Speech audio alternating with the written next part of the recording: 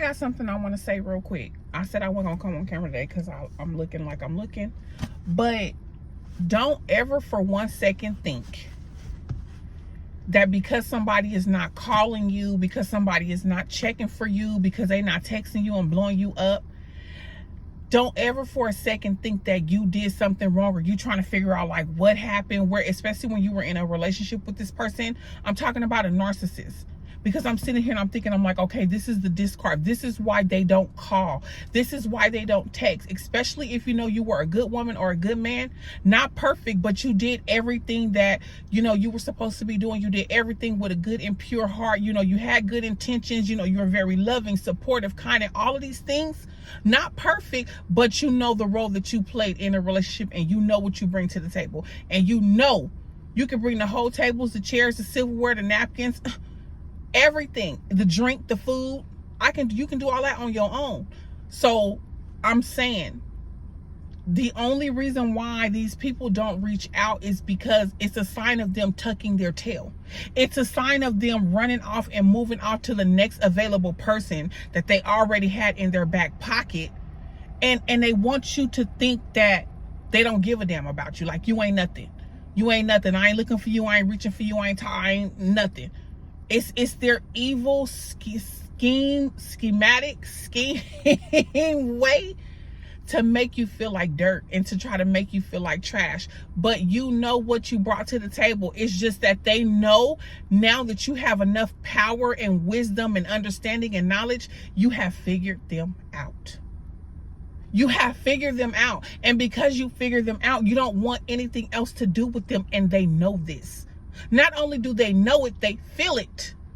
And so to them, there's no more need of them trying to waste their time on you because they know for a fact there's no get back. They know for a fact that the things that they did were grotesque. You know, all they did was lie and cheat and manipulate and gaslight and all of these things. And I mean, I know basically it's a cowardly way out. They're not going to apologize. They don't feel no type of sorrow, no nothing. They just feel bad for being caught. And so they're like, oh my gosh, let me go ahead and move on to the next person. And because you need a positive form of supply because you're a negative, you're an enemy, you're a demon. So you don't have any supply based. The only supply you have is off of chosen people or God's people. Like, that's your only supply. So you have to hurry up and move on to the next supply or else you'll die, literally, because you can't live with yourself. You cannot live with yourself. And so I was just like, wow, you know, you're strong enough. You are strong enough. You're wise enough. And I feel like instead of sometimes like, cause I'm like, oh my goodness, like what? Like it make you self-examine yourself. Like, dang, what did I do? You know, like how was I in a relationship? You get to thinking about stuff that you did and thinking about ways and this and that. You like, wait a minute now, I know for darn sure I wasn't the one. No, I wasn't perfect. Yes, I still got some things I need to work on, but I know for damn sure it wasn't me.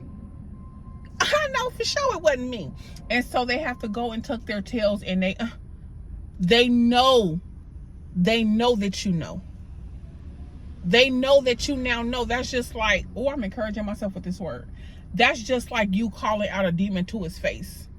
Now it know what you knows. Now you have to bow down because of the authority that I have within me.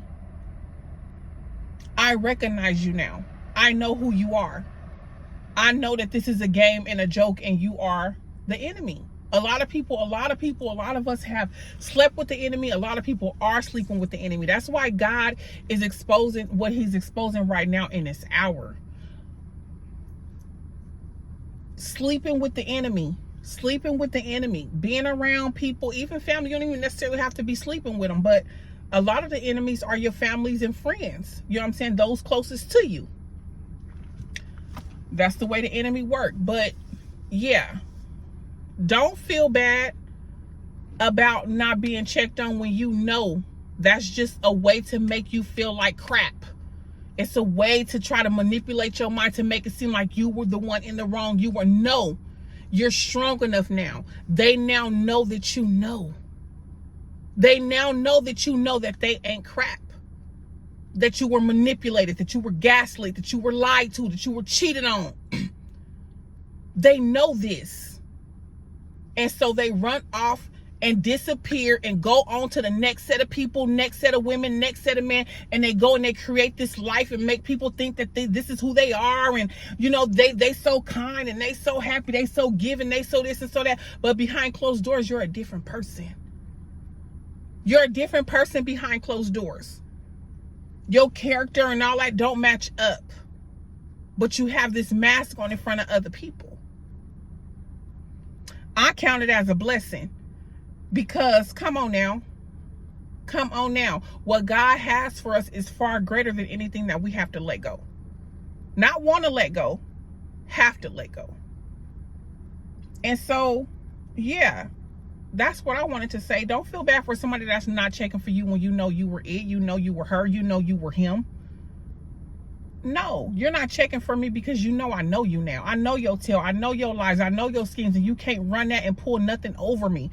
You got to come with me with accountability. You got to come with me without lies. You got to come with me without games. Basically, repent. Forgive me. I will not do the things that I used to do.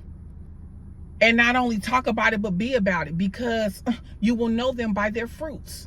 How they spend money, how they walk, how they talk, how they save, how they put up, how they live, how they move. In time, you get to see all of this.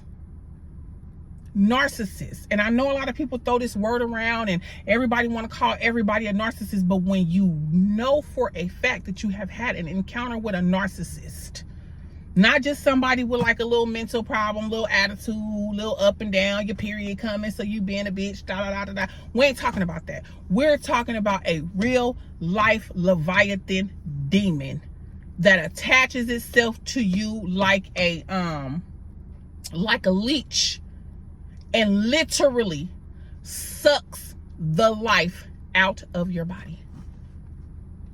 That's what I'm talking about. Literally sucks the life out of your body. I'm not joking. I'm not talking about how to the point to where you feel like you want to commit suicide, to the point to where you can kill somebody, kill them, kill yourself, like literally a demon.